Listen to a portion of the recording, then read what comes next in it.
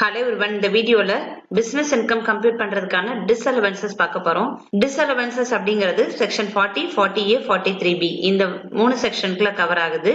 So disallowances அப்படிங்கிறது business income compute பண்ணும்போது எந்தெந்த எக்ஸ்பென்ஸ்லாம் disallow பண்றோம் 3 sections படி அப்படிங்கிறது பார்க்க போறோம். இதுல first one, any interest, commission or brokerage fees for professional services or fees for technical service payable, whether it is outside India or in India to a non-resident not being a company, or to a foreign company on which tax is deductible at source but has not been deducted before the end of the previous year, or after deduction has not been paid to the government account before the due date specified under section 139(1), it shall not be allowed to be debited as per section 40A. So any interest, commission or brokerage fees payable outside India, outside India la pay பண்ணிருக்கலாம், அப்படி இல்லைன்னா இந்தியால pay பண்ணிருக்கலாம், but the payment would have been made to a non-resident. So the non-resident அப்படிங்கிறதுக்குள்ள இங்க company வந்து consider ஆகாது, or the payment might be made to a foreign company. So the payment வந்து இங்க கொடுத்திருக்கிற இந்த மூணு பேருக்கு pay பண்ணிருக்கலாம். அதே மாதிரி TDS வந்து applicable அப்படின்னா அந்த TDS direct பண்ணிருக்கணும். இந்த payment இந்த மூணு பேர்ல யாருக்கு pay பண்ணாலும் TDS வந்து direct பண்ணிருக்கணும். TDS direct பண்ணாம இருக்கலாம், அப்படி இல்லைன்னா TDS direct பண்ணிட்டு due dateக்கு முன்னாடி அந்த government accountல pay பண்ணாம இருப்பாங்க. So அந்த மாதிரி failure to deduct TDS or failure to pay the TDS deducted is disallowed under this section. The next one, 30% of expenditure disallowed if TDS is not deducted by the assessee as per section 40A subsection 1A. Any sum payable to a resident on which tax is deducted at source but has not been deducted during the previous year, or after deduction that amount has not been paid to the government account on or before the due date specified under section 139(1). So இங்க சொல்லிருக்கிறது என்னன்னா, any sum payable to a resident, residentக்கு pay பண்ணிருக்கலாம். So அந்த பேமெண்ட்டுக்கு TDS applicable இருக்கும் as per section 192 to 144A. So TDS applicable expense இருக்கும். அந்த எக்ஸ்பென்ஸுக்கு TDS detect பண்ணாமே இருப்பாங்க, அப்படி இல்லைன்னா டிடெக்ட் பண்ணிட்டு அது கவர்மெண்ட் அக்கௌண்ட்டுக்கு டியூ டேட்க்கு முன்னாடி பே பண்ணாம இருந்தாங்க அப்படின்னா அப்போ அந்த மாதிரி எக்ஸ்பென்ஸ்ல 30% வந்து disallowed. Then any other tax levied on profits or gains. So sales tax, GST தவிர வேற ஏதாவது tax pay பண்ணிருந்தாங்க அப்படின்னா that is disallowed here. It may be fringe benefit tax, income tax, dividend tax, wealth tax including penalty, fine or interest. So these taxes are disallowed. Then salary payable outside India. Outside India pay பண்ற salaryக்கு TDS applicable அப்படின்னா TDS deduct பண்ணிருக்கணும். அதே மாதிரி அந்த salary that should be paid according to the law. So the law படி pay பண்ணாத salary or TDS is not deducted, then payment of such salary is disallowed here. Then payment to a provident fund or other employee benefit fund. If TDS is not deducted from the payment made from the fund which are taxable under the head salaries for the recipient, then payment made to such fund is disallowed. இப்போ இந்த ஃபண்டில் இருந்து provident fund R other employee benefit ஃபண்டில் இருந்து எம்ப்ளாயிக்கு amount pay பண்ணுறாங்க அப்படின்னா அதுக்கு TDS should be deducted. மாதிரி TDS டிடெக்ட் பண்ணலை அப்படின்னா such payment is disallowed here. Then tax on non-monetary perquisite paid by employer.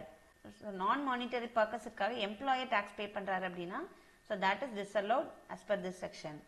Then salary, interest, commission or bonus paid by a firm to its partners.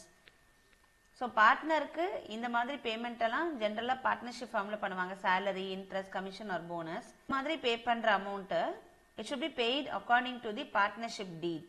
So partnership authorise பண்ணாத ஒரு payment பண்ணுறாங்க அப்படின்னா that is disallowed here. அதே மாதிரி இந்த payment எல்லாமே working பார்ட்னருக்கு pay பண்ணியிருக்கணும்.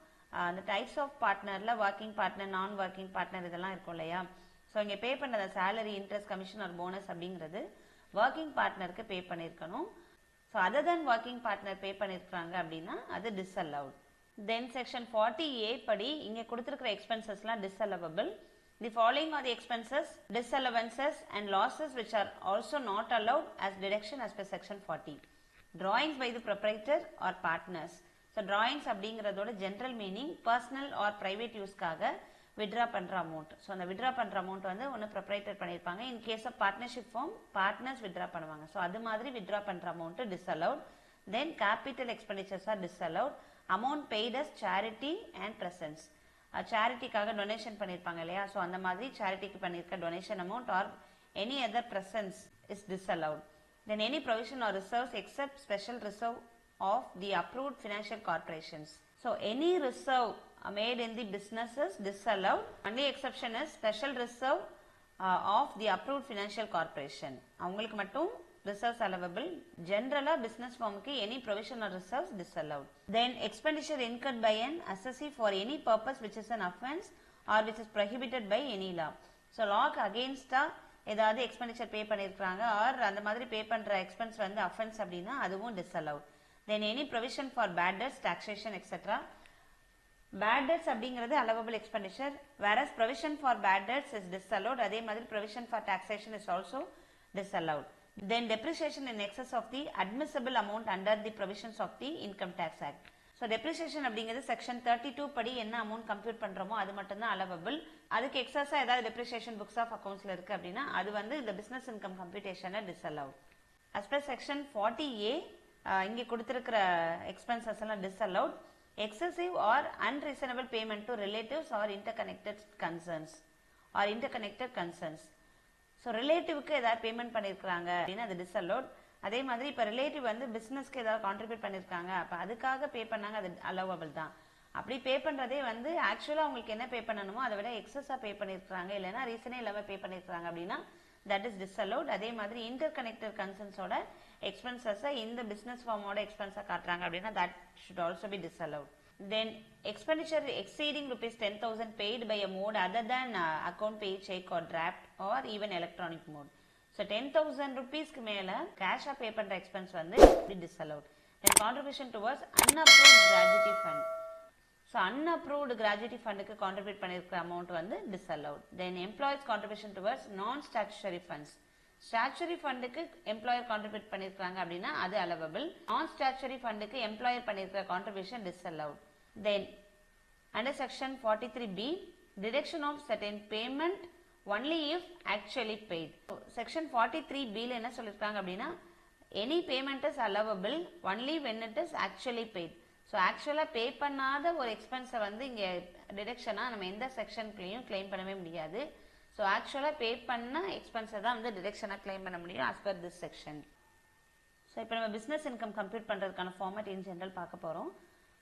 First we have to write net profit or loss as per profit and loss account. So profit and loss accountல net profit இருக்கலாம் loss இருக்கலாம்.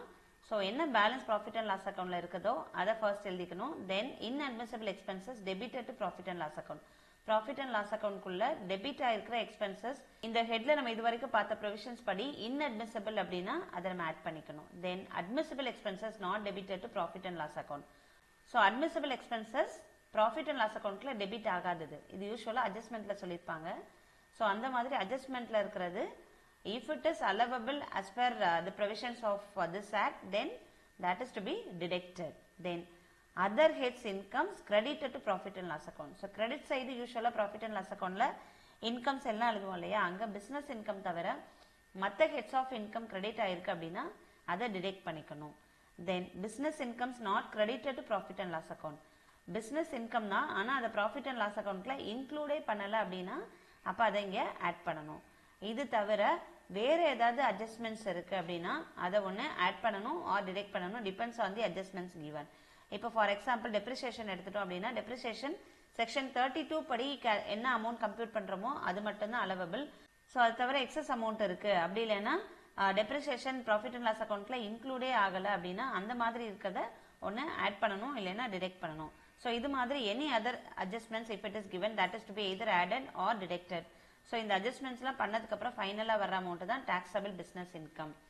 So இந்த வீடியோல பார்த்த provisions-உம் இந்த ஃபார்மட்டும் உங்களுக்கு புரிஞ்சிருக்கும்னு நினைக்கிறேன். நெக்ஸ்ட் வீடியோல business income எப்படி கம்ப்யூட் பண்றது அப்படிங்கிறதுக்கான ப்ராப்ளம் பார்க்க போறோம். Thank you for listening.